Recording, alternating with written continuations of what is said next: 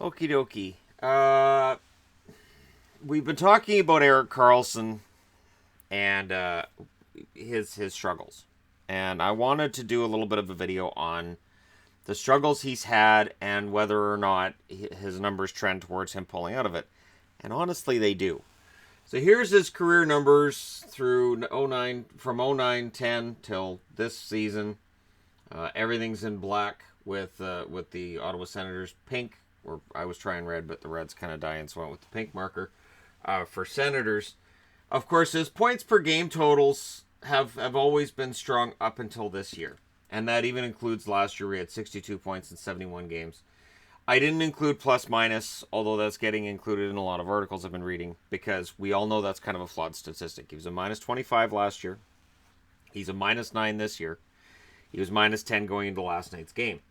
But shots are important. He's always one of the better shooting defensemen in the league. He takes a ton of shots. Last year, he dropped to a low of 196 shots, which is the lowest shot total he had in a season, a full season anyways, since 2010-2011. But he's got 54 shots this year. He just hasn't had any of them go in. There's no luck to this for him. And that's really a big thing. Like last night he got his 400th assist. We would have expected that probably 10 games into the season. And I think there's some of that too. I think some of it is that we've been spoiled with Karlsson's numbers. Question that gets asked a lot is, did Ottawa maybe feed that offensive skill set where San Jose doesn't? I'm going to lean towards no, because of the fact that he's still on pace for about 220 or 230 shots in a season. He's not going to get that many shots and not get goals. The trickier question to this is, what do you do with his contract? So, you look at all the numbers. There's a couple that stand out to me. First off, he's playing about a minute and a half less per game with San Jose than he did with Ottawa. This could benefit him greatly. And he may enjoy this a lot, because he's down 3.5 minutes from how much he was playing 3 years ago in Ottawa, the season that he had 82 points, and everybody, I believe that's the year everybody wanted him to have the Norris Trophy and felt he got robbed. But yeah, 28.58 was his time.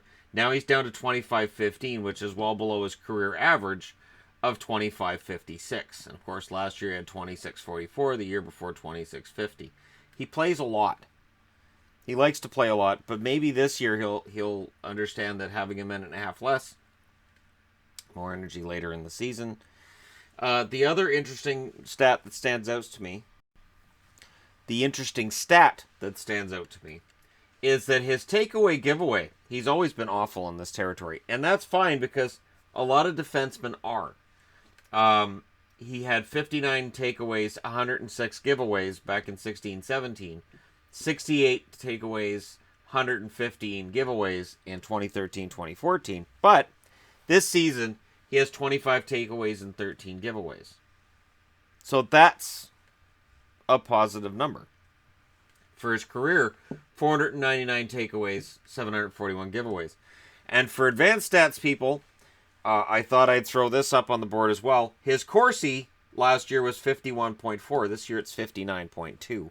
For a career average of 53.1. His Fenwick numbers, which were 50.8 last year, 58.1 this year, 51.9 is his average. And PDO, which is considered this great stat for measuring everything, last year was 96.9. This year's 93.7. His career average is 99.1. So the overall numbers, if you just look at his 8 assists in 19 games, you're mortified, because this is on pace for 33 points and 0 goals, right? But all of the other underlying statistics with Karlsson seem to be solid. And I think what this adds up to is what I've been saying too, that's happening with him. You know, last night he got an assist. That's the first point he's had in 8 games. He seems to be a little out of sync when it comes to the scoring plays. When it comes to playing in the offensive zone, he seems to be a little bit out of sync. But the shots are there. His career shooting average, or shooting percentage, shooting percentage, is 6.6. He's got 1,899 shots in his career. At a 6.6 clip, he would be expected to have 3 goals this year. He just doesn't have those 3 goals right now. And if he had them, he'd have 3 goals, 8 assists, 11 points in 19 games. We would look at that and say, yeah, it's been a bit of a slow start, but hey, he's got a few goals, he's got some points. I think it's that goose egg on the goals side of things that scares people. But again, what do you do if you're Doug Wilson? Do you approach Karlsson and still say you're worth $11 million plus a year? Because that's what Karlsson wants, is $11 million plus, right?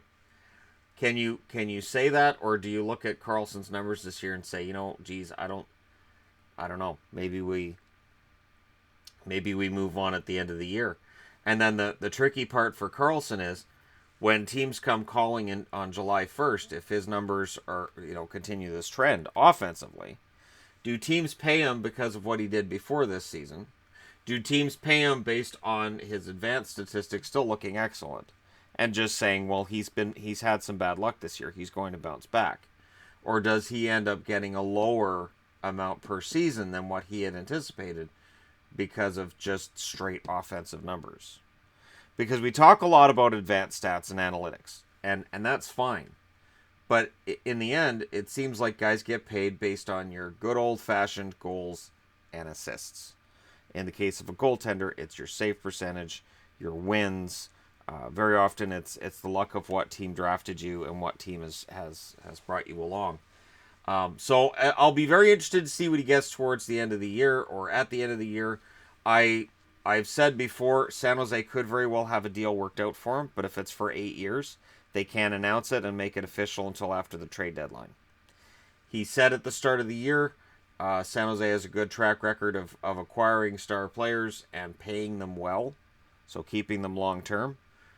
I don't see any reason to think that that's necessarily changed for San Jose. The other thing in his favor is that San Jose's record through 19 games isn't bad. It's pretty good. So 10-6-3 right now, and if he gets things going, they'll be even more deadly.